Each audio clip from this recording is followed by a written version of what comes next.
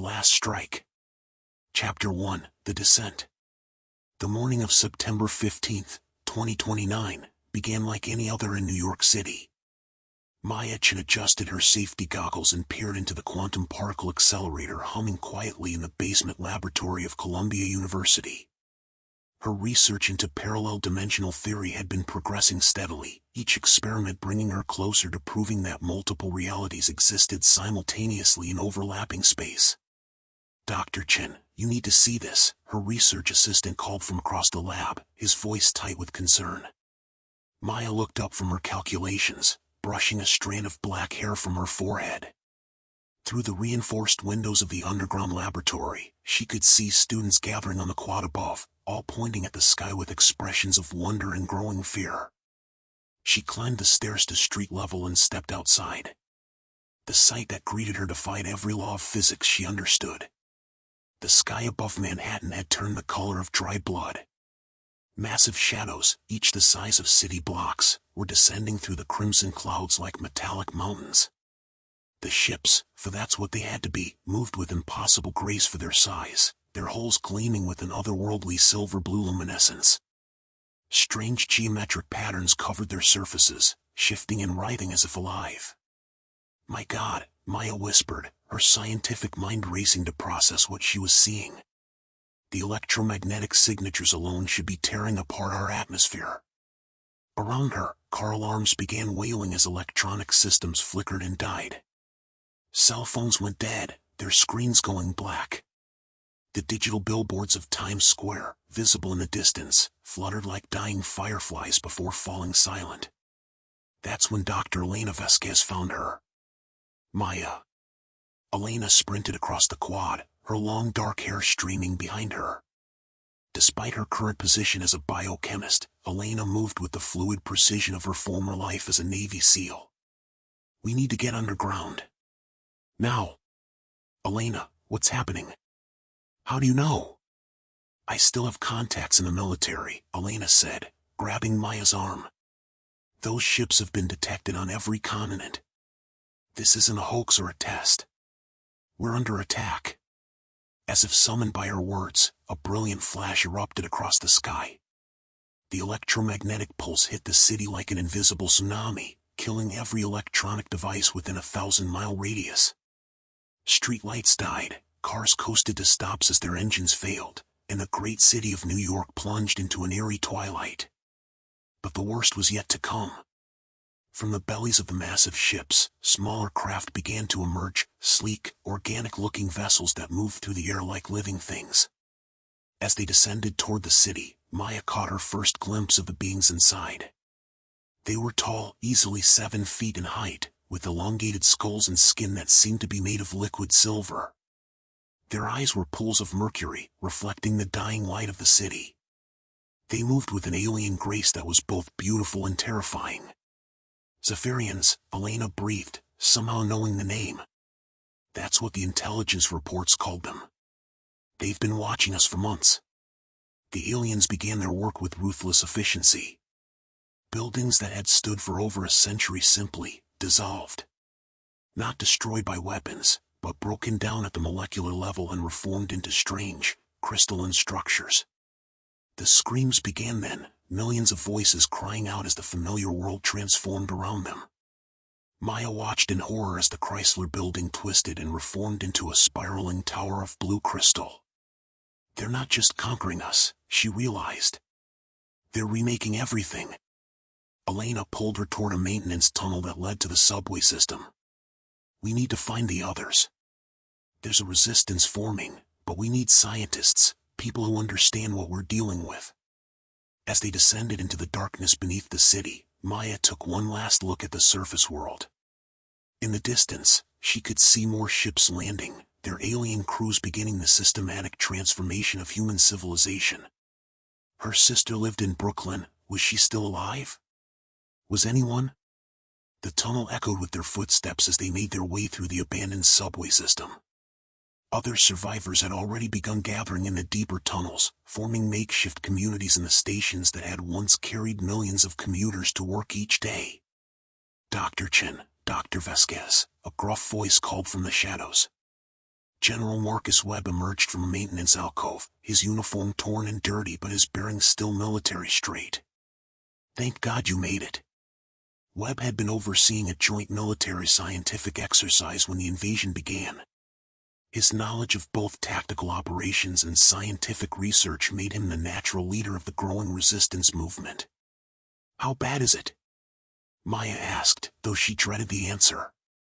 "Global," Webb replied grimly. "Every major city, every military installation, every government center. They hit us simultaneously across all time zones. The coordination required, it's like nothing we've ever seen." Elena checked her salvaged equipment, weapons she'd managed to grab from a National Guard armory during the chaos. "What about our military response?" "Non-existent. Every piece of advanced technology we had is dead. No communications, no guided missiles, no satellite surveillance. We're fighting a 22nd century war with 19th century weapons." They made their way deeper into the tunnel system, eventually reaching a large maintenance chamber that had been converted into a command center. Maps covered the walls, marked with red X's indicating areas of heaviest alien activity. Survivors moved about purposefully, some tending to the wounded, others maintaining equipment or planning reconnaissance missions. "But we're not giving up," Webb continued. "We've identified patterns in their operations, weaknesses in their strategy. And we've found others, specialists who might be able to help us fight back." That's when Maya met the rest of the team that would change the fate of the world. Jake Morrison sat in a corner, carefully disassembling what looked like an alien weapon. At 26, he was younger than Maya, but his eyes held the hard-earned wisdom of someone who had spent years defusing improvised explosive devices in combat zones. His hands, scarred from countless close calls, worked with the delicate precision of a surgeon. "Fascinating technology," he said without looking up from his work. "The power source is some kind of crystalline matrix. The energy output is off the charts, but the weapon itself is almost organic." Nearby, Alex Rivera hunched over a salvaged laptop that somehow still functioned, its case cracked and held together with duct tape. The 23-year-old hacker's fingers flew over the keyboard as streams of code scrolled across the screen. His dark eyes were bloodshot from hours of work, but he looked up with excitement as they approached. "I've been intercepting fragments of their communications," he said, his voice hoarse with fatigue. "Their technology is quantum-based, operating on frequencies we barely understand. But I'm learning to decode it." The fifth member of their group sat in perfect stillness near the chamber's entrance. David Park was 25, with the lean build of a martial artist and the watchful eyes of a trained sniper. His black hair was pulled back in a simple ponytail, and he wore the calm expression of someone completely at peace with the possibility of violence. "I've been observing their patrols," he said quietly. "They're not invincible. Their armor has weak points, and their movement patterns are predictable. They can be killed." General Webb gathered the 5 specialists around a table covered with maps, photographs, and salvaged alien technology. The candlelight flickered across their faces as he began to explain the impossible mission he had in mind. 3 months ago, this would have sounded like science fiction, he said. But we're living in a new reality now. Our analysis indicates that the Zephyrians' entire operation is controlled by a central processing core aboard their flagship, a massive vessel we've designated as the Dominion.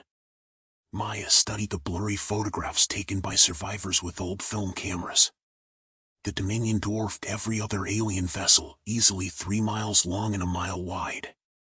It hovered over what had once been Times Square like a metallic mountain, its hull covered in the same shifting geometric patterns they'd seen on the smaller ships. "The mission is conceptually simple," Webb continued.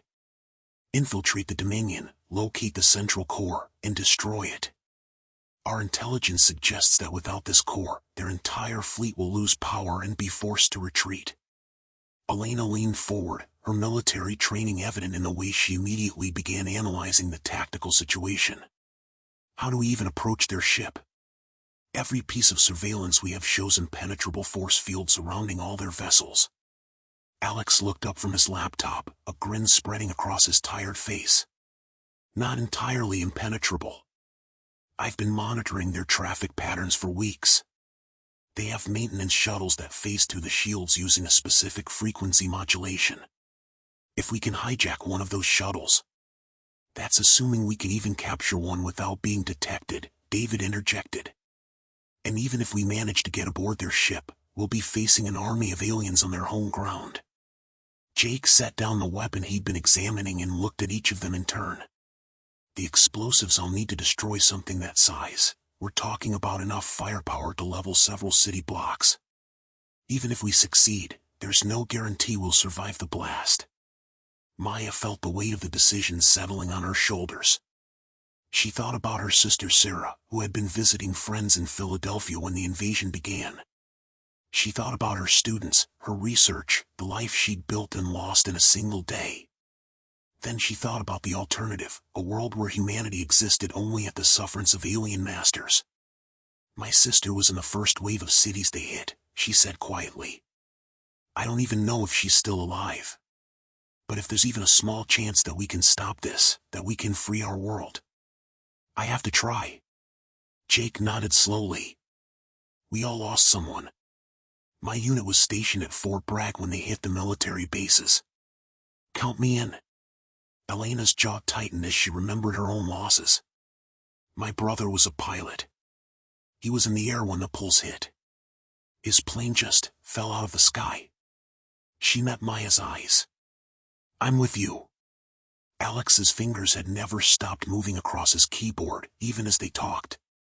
I've been tracking their communication patterns for months. This might be our only chance to get close to their command structure. I'm in. David remained silent for a long moment, his dark eyes reflecting the candlelight. Finally, he spoke. In my martial arts training, we learned that sometimes the only way to defeat a superior opponent is to accept that victory might cost you everything.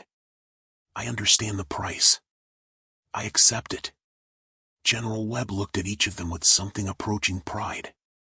Then God help us all, because you five might be humanity's last hope. Chapter 2, Preparation. The next 2 weeks were spent in intensive preparation. The team worked around the clock, studying every scrap of intelligence they could gather about Zephyrian technology and tactics. Maya found herself spending long hours with Alex, helping him decode the alien communication protocols. Their language is fascinating, she said, pointing to streams of symbols flowing across Alex's screen. It's not just verbal, it incorporates mathematical concepts, quantum states, even what looks like emotional resonance patterns. Alex nodded, his eyes never leaving the screen. That's what makes it so hard to crack.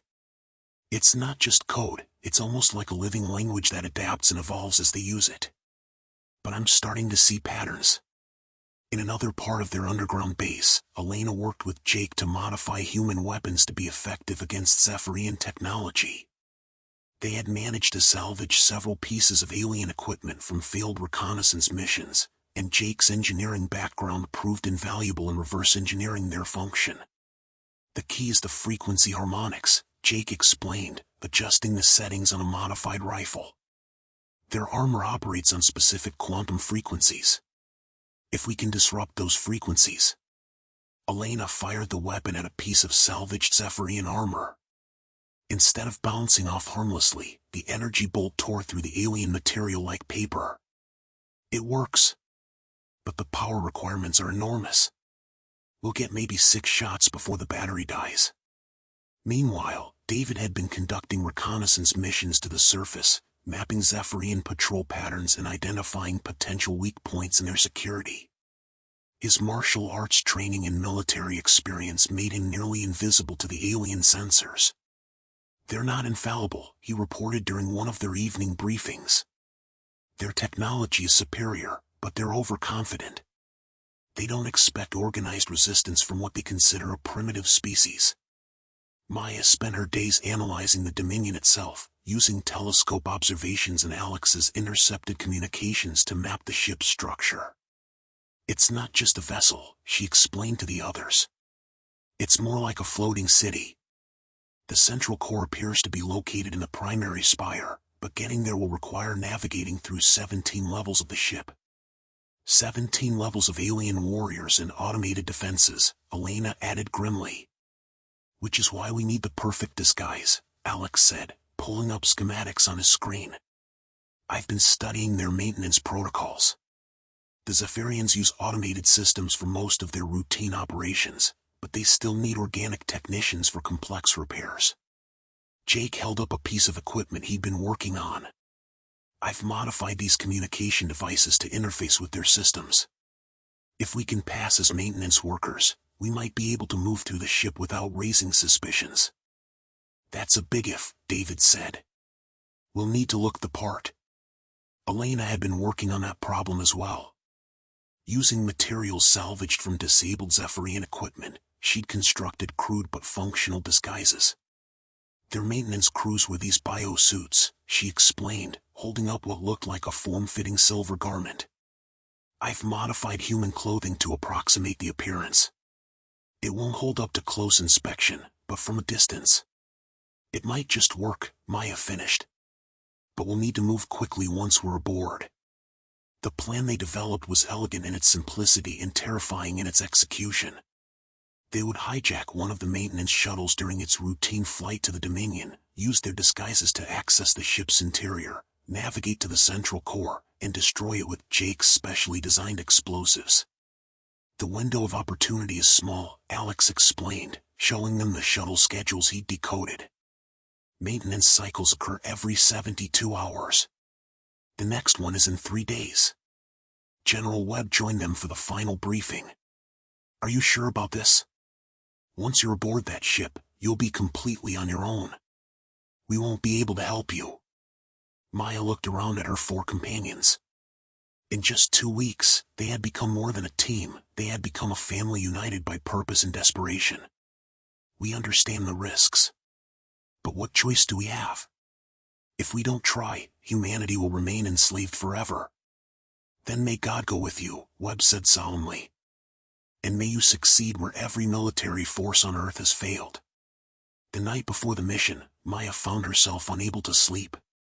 She walked through the tunnels of their underground refuge, thinking about the life she'd left behind. Her research, her students, her sister, all of it might be lost forever. But tomorrow, she might have the chance to win it back. She found David sitting in meditation near the tunnel entrance, his breathing slow and controlled. Without opening his eyes, he spoke softly. Fear is natural before battle. The key is not to eliminate it, but to channel it into focus. Are you afraid? Maya asked. Terrified, David replied without hesitation. But I've learned that courage isn't the absence of fear, it's acting in spite of it. Elena appeared from the shadows, her weapons cleaned and ready. Can't sleep either? Soon, all 5 of them were gathered in the tunnel, sharing what might be their last quiet moments together. Jake showed them pictures of his sister and nephew, who had been visiting Denver when the aliens struck. Alex talked about his grandmother, who had raised him after his parents died and was now in one of the refugee camps. We're not just fighting for humanity, Maya realized. We're fighting for the people we love, the memories we cherish, the future we want to build. Tomorrow, we make our stand, Elena said simply. As dawn approached, they made their final preparations. Weapons were checked and rechecked, explosives were carefully packed, and disguises were fitted. Alex loaded his portable computers with every piece of alien code he'd managed to decode. David sharpened his blades and checked his firearms. Jake assembled his explosive devices with the care of a master craftsman. Maya reviewed her understanding of the ship's layout one final time, memorizing every corridor, every junction, every potential obstacle they might face. Then she closed her eyes and thought of Sarah, hoping that somewhere in the ruins of the world, her sister was still alive. It's time, General Webb announced. The 5 warriors gathered their equipment and headed for the surface, ready to attempt the impossible. Chapter 3, The Hijacking. The maintenance shuttle appeared on schedule, gliding silently through the early morning air toward the Dominion. It was smaller than Maya had expected, about the size of a city bus, with the same organic, flowing lines that characterized all Zephyrian technology. Strange lights pulsed along its hull in patterns that seemed almost like a heartbeat. There, David whispered from their hiding place in the ruins of a demolished office building. 3 escorts, just like Alex predicted. The shuttle was flanked by 2 smaller craft, sleek fighter-type vessels that moved through the air with predatory grace. Maya watched them through borrowed binoculars, studying their flight patterns. The escorts peel off when the shuttle enters the Dominion's force field, Alex said, checking his modified scanner. That's our window. 30 seconds, maybe less. Jake hefted the EMP device he'd constructed from salvaged alien technology. 1 shot. If this doesn't disable their shuttle, we'll have every Zephyrian in the city hunting us. Elena checked her weapon one final time. Positions, everyone. Remember, we need to take the shuttle intact. Kill the crew if necessary, but don't damage the ship itself. They had chosen their ambush site carefully, a section of Central Park where the maintenance shuttle would be flying low, following a specific route that Alex had identified from weeks of observation. The trees provided cover, and the terrain would force the shuttle to slow down as it navigated around the taller buildings. Contact in 60 seconds, David reported, his sniper rifle trained on the approaching craft. Maya felt her heart pounding as the alien vessels grew larger. This close, she could see details that had been invisible from the ground, the way the hull seemed to shift and ripple, the strange symbols that appeared and disappeared on its surface, the faint blue glow that emanated from what must be the propulsion system. 30 seconds, Elena whispered into her comm unit. The shuttle was almost directly overhead now, its escorts keeping perfect formation on either side. Maya could see movement inside the transparent sections of the hull, tall, silver figures moving with fluid grace. 20 seconds. Jake, get ready. Jake rose from his concealment, the EMP device heavy in his hands. Target acquired. 10 seconds. David, can you see the pilot? Affirmative. Clean shot. 5, 4, 3, 2, execute. Jake fired the EMP device just as David's rifle spoke. The electromagnetic pulse struck the shuttle's hull in a burst of blue energy, and Maya saw the craft's lights flicker and die. At the same moment, the transparent section of the cockpit starred with cracks as David's bullet found its target. The shuttle began to fall. Move! Elena shouted. They sprinted from their concealment as the disabled craft crashed into a grove of trees 50 yards away. The escort vessels immediately began evasive maneuvers, their sensors scanning for the source of the attack, but they couldn't locate the hidden humans. Maya reached the shuttle first, her scientific curiosity overriding her fear as she examined the alien technology up close. The hull was warm to the touch and seemed to pulse with residual energy. Strange markings covered every surface, shifting and changing as she watched. It's beautiful, she breathed. It's also full of angry aliens, Jake reminded her, as sounds of movement came from inside the craft. Elena moved to the shuttle's entry port, a section of hull that had iris open during the crash. 3 inside, 2 still alive. Going in. What followed was a brief but vicious firefight. Elena's modified weapons proved effective against Zephyrian armor, and her SEAL training gave her the advantage in close quarters. When the shooting stopped, 2 aliens lay dead and a third was unconscious but alive. We need to move fast, Alex said, already working on the shuttle's control systems. The escorts are calling in reinforcements. We have maybe 10 minutes before this place is swarming with hostiles. David dragged the unconscious Zephyrian from the craft while Maya and Jake examined the interior. The shuttle was like nothing they had ever seen, organic surfaces that seemed to breathe, control panels that responded to touch with ripples of light, and a propulsion system that hummed with barely contained power. Can you fly this thing? Elena asked Alex. The controls are intuitive once you understand the basic principles, Alex replied, his hands dancing over the alien interface. It's not mechanical, it's almost biological. The ship responds to neural impulses as much as physical commands. Jake was already setting up his equipment in the shuttle's cargo area. Charges are ready. Once we're aboard the Dominion, I'll need about 20 minutes to reach the core and set the explosives. Maya helped David secure their prisoner, who was beginning to regain consciousness. The Zephyrian was smaller than the others they had seen, with more delicate features and fewer of the strange markings on its silver skin. A maintenance worker, David observed. Just like we hoped. The alien's mercury eyes opened, focusing on Maya with an expression that might have been curiosity. When it spoke, its voice was like wind chimes in a gentle breeze. "Humans," it said in perfect English. "How did you learn to speak our language?" "We didn't," Alex called from the pilot's position.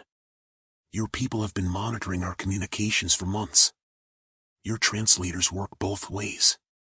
"Fascinating," the alien said, struggling to sit up despite its restraints. "You are more resourceful than our assessments indicated." Elena leveled her weapon at the creature. "What's your name?" "I am ZYX9, the alien replied. Was a systems technician aboard the Dominion. You have killed my crewmates and stolen our vessel."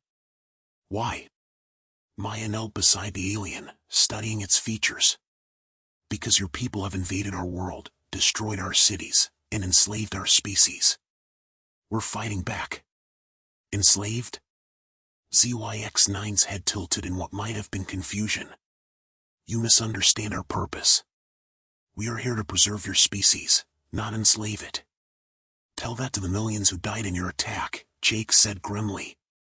"Sometimes preservation requires difficult choices," the alien replied. "Your species was destroying itself. We intervened to prevent total extinction." "Got it," Alex announced. "The shuttle systems are responding. I can guess to the Dominion, but I'll need help with the docking procedures." David looked at their prisoner. "You're going to help us?" "I will not aid in the destruction of my people," ZYX9 said firmly. Elena pressed her weapon against the alien's temple. "Then you'll die here with your crewmates." "Wait," Maya said. "Maybe there's another way." She looked directly into the alien's mercury eyes. "You said you're here to preserve our species. What if I told you that your methods are having the opposite effect? That by taking away our freedom, you're destroying the very thing that makes us human?" "Explain," ZYX9 said, its voice carrying genuine curiosity. "Humanity's greatest strength isn't our technology or our physical capabilities," Maya continued. "It's our ability to choose our own destiny, even if we make mistakes. Take that away, and we're no longer human, we're just another species of well-tended animals." The alien was quiet for a long moment. "You would rather die free than live as slaves?" "Yes," Maya said without hesitation. "That's exactly what we would choose." "Interesting," ZYX9 mused. "Very well. I will help you reach the Dominion. But I will not help you destroy it." "Fair enough," Elena said, lowering her weapon slightly. Alex's voice came from the pilot's position, "Urgent now. We need to go. I'm detecting multiple aircraft heading this way." They secured their prisoner and took their positions as Alex lifted the shuttle into the air. The craft responded smoothly to his commands, rising above the ruins of Central Park and heading toward the massive shape of the Dominion hanging in the sky. "Docking approach initiated," Alex announced. "Everyone ready?" Maya looked at her companions, Elena checking her weapons, Jake making final adjustments to his explosives, David maintaining his calm vigil, and Alex concentrating on flying an alien spacecraft. They were about to attempt something that would have been impossible just months ago. "Ready," she said, and meant it. The shuttle accelerated toward the Dominion, carrying 5 humans into the heart of the alien fleet.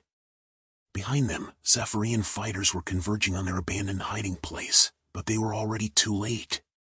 The mission had begun. Chapter 4, Into the Belly of the Beast. The Dominion grew larger and larger as they approached, until it filled their entire field of vision. Up close, the ship was even more massive than Maya had imagined, a floating city of impossible architecture, its hull covered in geometric patterns that seemed to shift and writhe in the light. Docking bays opened and closed along its surface like breathing pores, and smaller craft moved around it in complex patterns that reminded Maya of blood cells flowing through arteries. "Incredible," she whispered, her scientific mind struggling to comprehend the engineering required to build something so massive that could still fly. "Incoming transmission," Alex announced. "The docking control is requesting our authorization codes." All eyes turned to ZYX-9, who sat in stoic silence for a moment before speaking. "Tell them you are Maintenance Unit 7, returning from surface reconnaissance. Authorization code Theta Prime 9-9 Alpha." Alex transmitted the codes, and they waited with held breath. After what felt like an eternity, the response came back in the musical language of the Zephyrians. "Accepted," Alex translated. "We're cleared for docking in Bay 7. The shuttle slipped through the Dominion's force field with a sensation like passing through warm water. Maya felt the hairs on her arms stand up as they crossed the threshold, some kind of energy field that scanned them from multiple angles. "Biometric analysis," ZYX-9 explained. "Standard security protocol. Fortunately, you are wearing environmental suits that mask your true biological signatures." Elena's disguise felt awkward and constricting, but she had to admit it was convincing. The biosuit Elena had constructed was a masterwork of improvisation, closely mimicking the appearance of Zephyrian maintenance gear. From a distance, they might actually pass for the real thing. The docking bay was enormous, easily the size of an aircraft hangar, with curved walls that seemed to pulse with their own inner light. Dozens of other shuttles were docked along the perimeter, tended by Zephyrian technicians who moved with fluid efficiency. "Stay calm," David whispered into his comm unit. "Move with purpose but don't rush. We belong here." They disembarked from the shuttle, their prisoner between them. Maya's heart was pounding as they walked across the alien deck, but she forced herself to adopt the same gliding gait she had observed in Zephyrian movements. Around them, the real maintenance crews continued their work, barely sparing them a glance. "This way," ZYX-9 said quietly, leading them toward what looked like a transport tube. "The central core is located in the primary spire, 17 levels above us." The transport tube was like nothing Maya had ever experienced. Instead of a traditional elevator, it was a column of flowing energy that carried them upward at incredible speed. Through the transparent walls, she could see level after level of the ship's interior, vast chambers filled with incomprehensible technology, corridors that seemed to stretch for miles, and everywhere the graceful forms of Zephyrians going about their business. "How many of your people are aboard this ship?" Elena asked. "Approximately 50,000, ZYX-9 replied. "The Dominion is not just a warship, it is a city, a research facility, and the command center for our entire fleet." Jake looked at his explosives with new concern. 50,000 innocent lives. "They're not innocent," David said quietly. "They're part of an occupying army." "Some are warriors, yes," ZYX-9 acknowledged. "But many are scientists, engineers, philosophers, artists. They believe, as I do, that we are here to help your species achieve its potential. By destroying our cities and killing our people."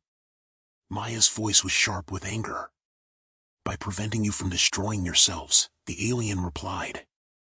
"Your species was on the verge of ecological collapse. Within 50 years, your civilization would have ended through your own actions. We intervened to preserve what could be saved." The transport tube came to a stop, and they stepped out into a corridor that was different from the docking bay. Here, the walls were covered in flowing patterns of light, and the air itself seemed to hum with energy. Other Zephyrians moved through the passages, and Maya tensed as several of them glanced in their direction. "Maintenance crews are not uncommon in this section," ZYX-9 said softly.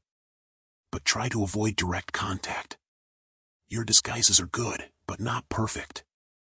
They moved through the ship's corridors, following ZYX-9's guidance toward the central spire. The architecture was unlike anything human, organic curves that seemed to grow rather than being built, surfaces that responded to touch with ripples of light, and everywhere the sense that the ship itself was alive. "It's beautiful," Maya admitted, despite herself. "The Dominion has been our home for over 1,000 years, ZYX-9 said with something that might have been pride. "She has carried us across the galaxy, from world to world, helping younger species find their way among the stars." "How many worlds have you helped?" Elena asked sarcastically. 47, including Earth. Some welcomed our guidance. Others resisted, as you are doing. And what happened to the ones that resisted? David's voice was deadly quiet. ZYX9 was silent for a long moment. They learned to accept our help. Eventually. The implications of that statement sent chills down Maya's spine.